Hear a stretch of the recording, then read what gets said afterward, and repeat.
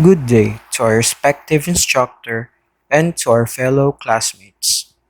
We are here to talk about aircraft logs.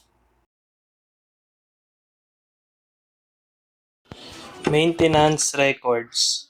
An aircraft owner is required to keep aircraft maintenance records for the airframe, engines, propeller, and appliances. These records must contain a description of the work performed on the aircraft, the date the date the work was completed, the certificate mechanic signature, the type of Federal Aviation Administration or FAA certificate, and the certificate number and signature of the person approving the aircraft for the return to service. Permanent records are those records which must be contained by the aircraft owner until the aircraft is destroyed or permanently removed from service.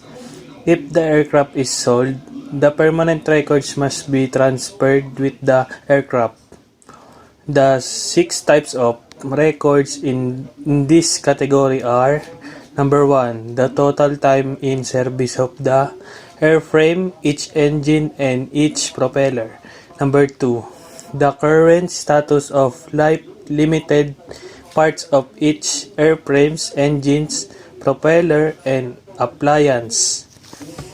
Number three, the time since the last overhaul of all items on the aircraft which are required to be overhauled at a specified time interval.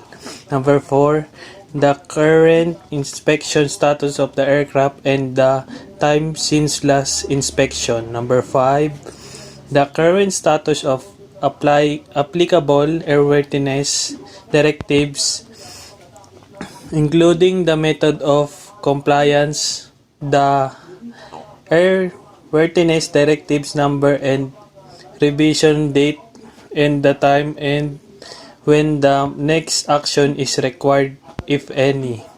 Number 6, copies of any FAA Form 337 for each major repair or alteration to the airframe and the currently installed power plants, rotors, propellers, and appliance. Temporary records. This consists of a record of all minor maintenance and minor alterations performed on the aircraft by mechanics.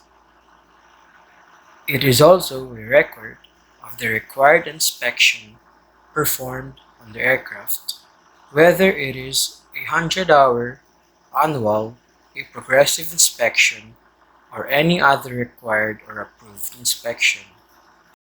There are two categories of temporary records. Number 1.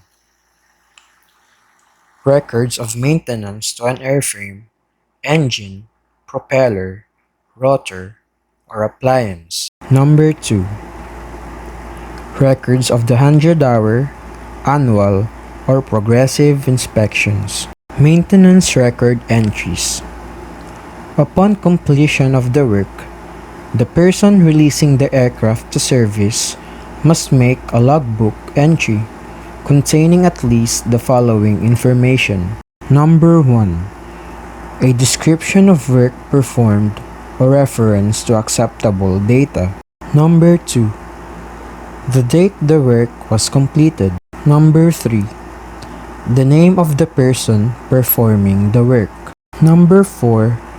If the work performed on the item was performed satisfactorily, the signature, certificate number, and kind of certificate held by the person approving the work.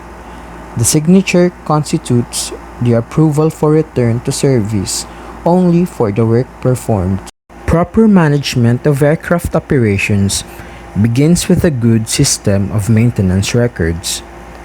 A properly completed maintenance record provides the information needed by the owner and maintenance personnel to determine when scheduled inspections and maintenance are to be performed.